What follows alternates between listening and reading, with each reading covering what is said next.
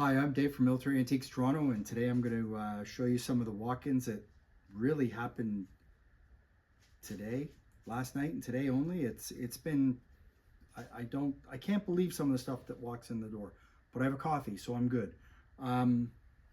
Right, so the first thing that came in was this. Well, no, it's not the first thing, but this that came in was this massive trunk. Unfortunately, it's not full of uniforms, but it's got his name on it with a little wolf there. And you know what? That's fine. It's got tags on it with his name on. Great. Little Winnipeg patch. So, you know, doesn't say RCAF, but that was in the trunk, so it's all good. RCAF wedge cap. What size is it? I didn't even look actually. 7 1/8. So that came with it. And then the officer's peak cap. All right, great. And it's got his initials stamped into it. JP for J Percival. Great. Wonder what size it is. If it's 7 1/4, then it's probably the same as the wedge cap. And since it all came together, I'm sure it probably is 7 1/4. So that all came together. Great. What's most important, as I grab some coffee to try and stay awake, double espresso, does miracles, is this little officer satchel. So let's see. It says something on the back, not his name, but it says here his name, service number. So that's his other rank service number in the RCAF, and that's his officer's service number. So if you ever look at one and you can't figure out if it says RCAF, you can't figure out if it's officers or other ranks, J number is officers, R number is other ranks, period. It's a Woods bag, great. So, but what's most important, to me at least, on this, besides the little wolf that's on here, is this little artwork which is at the bottom of the bag. Now, I recognize that right away. It's because I sold a book and it had this on it. So I'm like, I know what that is. It's a Fighting 43rd, which is a Battle of Britain squadron. Now, was he there during the Battle of Britain? I have no idea. I doubt it. I haven't researched it. This just all walked in the door. But with the artwork on the bag, in this condition, that's very cool. That's a very cool bag. I'm happy to have it. It wasn't free. The person who brought it in, I wrote them a check and they donated it to their regimental museum. They've had it for too long and they kind of went, we need this stuff gone. And I'm like, okay, well, I paid them. It wasn't free, but it's still good stuff. What also came with it was this artwork. It's wrapped in acid-free linen paper. So let's see if I can get it. Now, this is a charcoal sketch, I would say, of Flying Officer Percival. And, oh, one ringy-dingy, the phone's ringing. Unfortunately, it's not named. I have no photo of Percival to prove it, but it's nice to get that artwork, which you don't normally find, truthfully. I do have one to a U.S. Navy fighter pilot that I picked up along with his flight suit and everything, flying P-40s, but it's not something you find very often, so that was very cool. Hey, you know what? You never know what you're going to get when you have a retail store. So, there's that.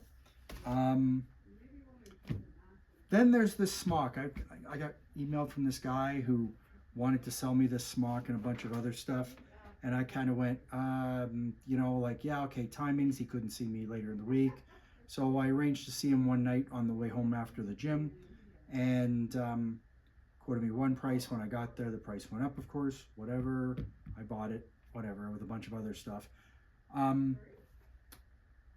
Yeah, you know, sometimes it's a great deal, sometimes it's not. I paid for it, whatever. Hopefully it'll sell. Hopefully I'll get my money back. Hopefully. I'm sure it will, but you know what I mean. What's nice about this is that though I do not have a name, theoretically, or at least he's not in the first Canberra Out of the Clouds book, which shows the regimental list in the back, is that, so I assume it's post-war that he served, but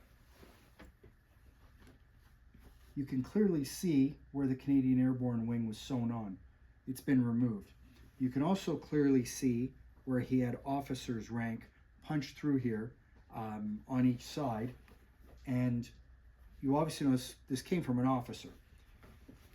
So the only problem with it is that one finger hole in the back. Other than that, It's got the brass Nui snaps instead of the post-war chromed ones, which I learned the hard way once when I didn't know any better when I was very young. It doesn't have a full zip, which a lot of officers did convert to full zips because they liked them better. It's got the half zip, so it's all good. And in the tail, sorry, the tail is still there, not in the tail. The tail is still there with all the snaps, and they are brass Nui snaps. So let me undo this carefully before I ruin it.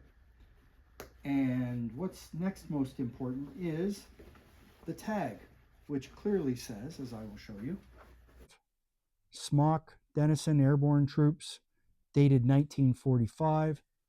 Now that I look at it, you might be able to get something out of there with a better light, showing if there's a name in there, but I don't believe. It's nice because it's not messed up. A lot of times these get ridden hard and put away wet, and they're just not around anymore like they used to be. I can't believe the price I paid. I can't believe the price these are going for these days. But you know what? It's just stuff, and you have to feed the beast when you're running a retail store. I'll put that down. That's the problem. Without stock, you're not selling. This is not Walmart or the Gap where you just place another order in China or wherever and get another ship's container on its way to you. This is collectible stuff, and it's not that prevalent in some cases. So you get what you get. You buy whatever you can, if it's the right price, and off you go, right? So then, I know, why am I doing this? Okay, so I bought this at a show. I traded for it, part trade, part cash, whatever. And it's not even something I collect, but I knew what it was. So this is a Canadian sniper smock. How do I know? Well, the label clearly says jacket sniper suit, tropical TW, which is instead of regular, it's regular instead of arid CADPAT. So, but it's a size small. Now, I'm a 44 and it fits me no problem with room to spare. So it's really a 46 for this, even though it says small. Obviously it's meant to be worn over other clothing. I understand that because you're sitting in an exposed position for a long time. I've had these, but only in like extra large or double extra large.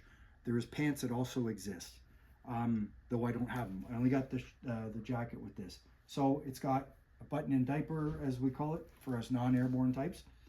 It's got pockets on the sleeves, sleeve, look, elbow pads, extra strapping, zippers, everything all over it for putting foliage all over the back, as you can see.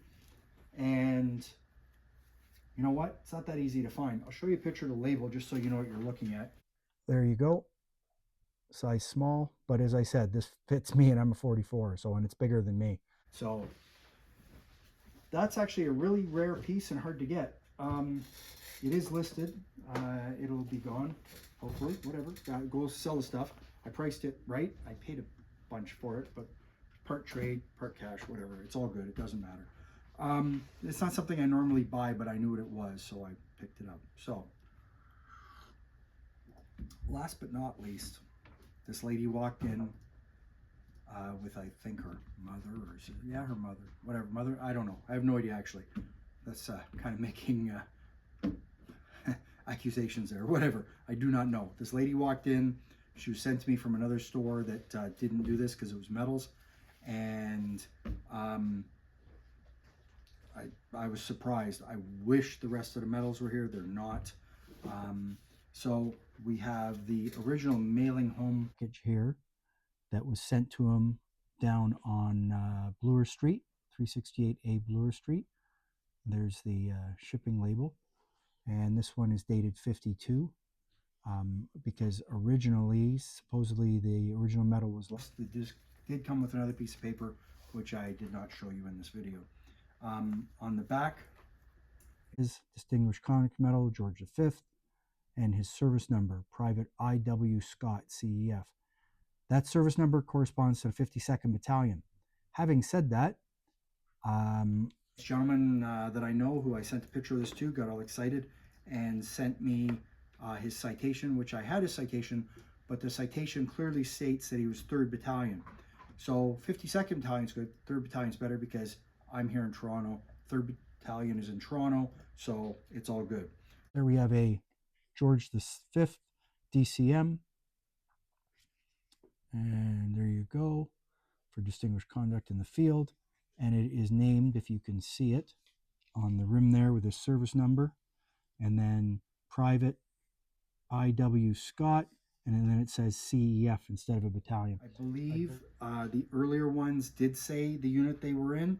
Obviously, this is a later replacement, so it is marked to the CEF instead of to the regiment or battalion, sorry, that he was in. This has not been listed. This just walked in the door. This just walked in the door. The two smocks have been listed, but by the time you see this video, whatever, and we'll get to it. There's a bunch more to show. So that's about it for today. Thanks for looking. Time for some coffee.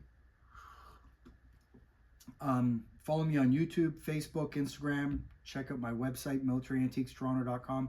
It's always cheaper on the website. Stop buying on eBay. It's a scam. It's just making the big corporations rich, not me.